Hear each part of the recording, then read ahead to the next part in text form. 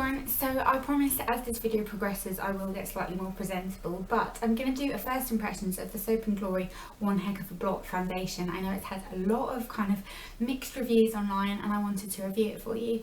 Haven't tried this before at all. I'm not going to talk to you in this bit about kind of coverage or what the claims are. I'm just going to put it on, tell you what I think, and then later on in the video I'm going to wear it for a full day, and then I'll come back and tell you kind of what I think of it and everything else, and maybe even I'll kind of wear it all day today and then I'll come back tomorrow and add a second bit onto the end of the video, just giving you my full review. But I'm going to apply it with a kind of beauty blender sponge type of thing. This is the damp one from Wilko's. I'm going to apply it with this just because I feel like that's probably what it'll benefit from the most. I did kind of play around with it a little bit and just to feel what the texture was like. In terms of shade, I've got it in the shade, it's the third shade. Let me just tell you what it's called. Happy Medium. That's the shade I've got. And it's a very kind of yellowy toned shade. So, I'm just going to spread that everywhere and get blending. In terms of texture, it's not the lightest texture, it doesn't feel thick, but it definitely feels ever so slightly kind of I don't want to say greasy, that's the wrong word, but it's not a kind of velvety powdery texture when you're kind of using it in your hands like some foundations are. But so far I don't mind this. I kind of wasn't sure what to expect with this because it did have, as I said, a lot of really bad reviews. So I kind of didn't want to go into it thinking too much, and I watched a couple of reviews and thought I'm not going to watch any more. I'm not putting any on my forehead just because I don't put foundation on my forehead because it breaks me out and I don't really think I need it. But in terms of the colour, I'm just looking in a really close mirror here. In terms of the colour, I think the colour's a nice match. I've got a tan on now, obviously, but the shade lighter than this was really light, and I find if the shade's a tiny bit light for me, it shows my pores a little bit more. It makes my skin look really strange. So I went for this shade, which probably when I've got a tan will work, but I can't see this being a good shade kind of during the winter months. But right now it's a really good shade. I'm going to pop a little bit more on the areas that I need more coverage, and we'll see how buildable it is. But the texture of it's nice. I mean, it's kind of, I'm not sure how kind of great this will be oil control, to be fair, because the texture doesn't feel that matte to me, but maybe we'll be surprised. But I like the tone of it. I like that it's kind of got that yellowness to it. I much prefer that in foundations on my skin. I think it just suits my colouring a lot better. But I'm pretty much happy with that. And I've got big studio lights in here, and they do tend to make your skin look really horrible, like you look about 100 and every pore is exaggerated. But I don't feel my skin looks horrible. I think the coverage is quite nice. The shade definitely works for me. So now I'm going to go ahead and apply, I'm just kind of blending, you can't blend enough, right? I'm going to go ahead and apply the rest of my makeup, and then I'll come back and kind of tell you how the rest of my makeup's sitting on it and what I think about it. So I went ahead and applied the rest of my makeup. I don't think I mentioned it in the previous clip, but I didn't put any primer on or anything, it was just my normal moisturiser. And I really like this. I'm really surprised. Now, I know one of the claims that they kind of were quite keen to push was the fact that it kind of doesn't enhance your pores, and that is really true. If I look in the mirror now, my pores look really good, and that's a really unusual kind of thing to point out, but it's something that always annoys me because I do find that kind of makeup can really settle into my pores, especially around kind of this area and sometimes kind of here. So far it isn't doing that. The coverage is quite nice. I did go in obviously with some under eye concealer, and I did a little bit more concealing on my kind of pigmentation area, but apart from that I really like it. I'm impressed. I'm not gonna say like, you know, oh this is great, because I haven't worn it all day. I've got snow on my lip, it's annoying, but yeah, I haven't worn it kind of all day, so we'll see how it lasts. But the finish of it's really nice. It's velvety, it's matte, but it's not powdery, and it's not flat and kind of lifeless looking. I have got bronzer and blush and highlighter on, but it's not too kind of flat. It is quite skin looking. I'm keep looking in the mirror just to kind of see, but it looks really, really flawless, really pretty, and it's not a dewy foundation at all though, which is something that kind of you might want to kind of bear in mind if you like a dewy foundation. I did set it with powder. I used the Essence fixing powder, so I did set it with powder, but so far I'm pretty impressed with this foundation. So I'm going to love you and leave you now, and I will see you, well, I'll see you tomorrow, but basically I'll film the next bit of this video tomorrow and then piece it all together when I've made kind of a full review after wearing it all day long. So I'm here for the full review part of the video now, and my thoughts on this have slightly changed after I've used it today. I don't necessarily feel exactly the same as I felt yesterday, but I'll get into why that is first. But I'm going to just talk you through a couple of pointers that Soap & Glory claim about the foundation. It's a little bit difficult actually to find that much info about it online because it's not fully out yet. Like, I can't find it on the Boots website, but on the Soap & Glory website it claims to provide flawless skin, all day liquid to powder foundation in that's best their opinion, it's best foundation, blah blah blah.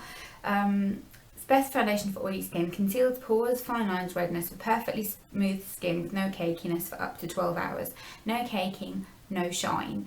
And it's an introductory offer for £10 at the moment, but usually it'll be £12 in Boots. I paid £12 for it, but it was on 3 for 2.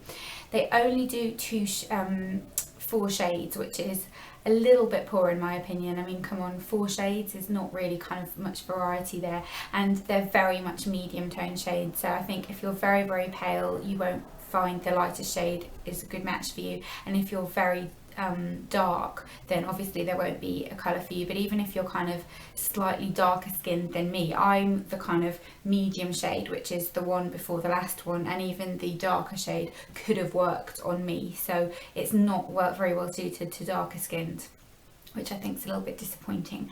But the all day liquid to powder foundation, I do kind of agree with the whole liquid to powder premises in that it doesn't kind of dry to a very dewy finish at all. It can be a little bit powdery. That's something that I don't particularly like in a foundation. I don't like my skin to look powdery at all. I wish that my skin wasn't oily enough and that I could forgo using powder altogether, because I don't particularly like how it looks on the skin. But when I used it yesterday, one of the key factors I think was I used it over only moisturiser. Didn't use a primer, and I just had really well moisturised skin. Today I thought I'm going to try it with a primer, and I used the Body Shop Insta Blur primer. I didn't like how it applied as much with this. If I just kind of get the mirror that I've got here, let me just grab it. It doesn't necessarily look the same as it did yesterday. I mean, it still looks quite nice, but it looks a lot cakier than it did yesterday, and it's not looking too amazing on my pores here, which it did yesterday. So I think it is definitely a foundation that will work better without a primer. I used, as I said, the Body Shop one, but there are lots of other primers, kind of the Benefit Professional, that kind of thing. I might give it a try with something like that underneath and see how it helps, but I don't think it's the type of product that works as well over a primer, because I think it's something that's probably targeted for people with really, really, really oily skin. My skin's oily, but it's not kind of insanely oily. So when I put it on today, I didn't like how it looked as much as I liked yesterday. I did find on my nose it kind of wasn't adhering to my nose properly. It was kind of slipping around and it kind of wouldn't go on it nicely. I had to then go in and put a little bit more on, and after I finished my makeup I had to use a setting spray because I just didn't like how it looked. I know the mirror's kind of really reflecting, isn't it? I'm going to put it down. So that's kind of something worth noting. I think that it's not a very foolproof foundation. There are other foundations out there that are kind of matte and a little bit more foolproof, less cakey. This looks a little bit cakey today, but as I said, I am going to try it again, but I'm going to just use moisturiser with no primer underneath because I think that does work better. It is something that I would like to use. I mean, they suggest after moisturising, use your fingers, dab a few dots nose and chin. I haven't used it with fingers. I'm going to do that tomorrow, I think, because I do think it's probably the type of thing that would benefit from the warmth of your fingers. And I know that my hand looked absolutely atrocious. I was using a new fake tan, and I misjudged how dark the colour actually was. So yeah, I know it looks awful. But in terms of it lasting for 12 hours, I think it probably lasts quite well. It's not by any means kind of the type of foundation that starts to disappear off your skin, but the oil control part of it I didn't feel was any different than any other foundation. In fact, there are other foundations I think that are better oil control on my skin personally than this was. I did have to kind of blot and powder probably 3 times during the day, which is normal for me. Pretty much every foundation I have to do that with, so I'm not kind of using that as a bad point for this foundation. It's just that it's not kind of 100% will make no oil come through. I did definitely need to blot. I kind of usually always have to do it on my T-zone and a little bit on my cheeks as well. But I wouldn't go as far as to say it's full cover. I don't think it kind of gives full coverage. I still had to put concealer on my pigmentation and under my eyes and everything like that. But I think it's a nice foundation. The packaging's nice. The fact it comes with a pump's always a good start. So Revlon, please take note. But it's not a very foolproof foundation. And that's something that I was kind of expecting, and I was a little bit blown away by how impressed I was yesterday. And that's why I don't tend to do many first impressions videos, because I think your first impression of something isn't really a true indication of the product, because I really did like it yesterday. And if you only went on my review yesterday, I wouldn't be able to tell you that it can look a bit cakey. It's not really great over the particular primer that I used, and that it can kind of take a little bit of working into the skin because of its powderiness. I think if it was a less powdery formula, it would work a little bit better. But it's a nice foundation. By no means do I think it's a really awful foundation, and I didn't have kind of a really bad experience with it like some people did. But I don't think it's kind of like a revolutionary amazing foundation. I will continue to use it in the next couple of days. I've got to say that probably my favourite drugstore foundation is the L'Oreal Infallible Matte, and I don't like it as much as that so far. But I like it. I will continue to use it. It's a nice product, but it is one that you do need to be careful how you work with it. So kind of bear that in mind. It's not a foundation you can just slap on and it looks great.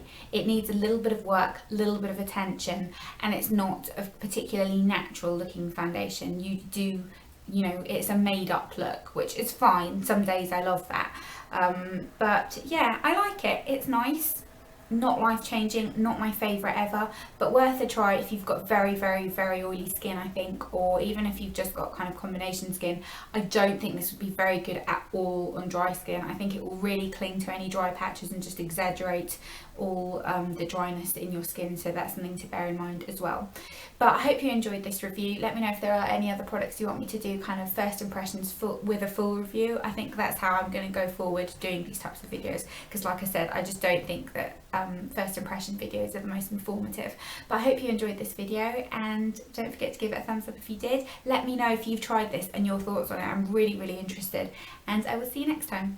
Bye.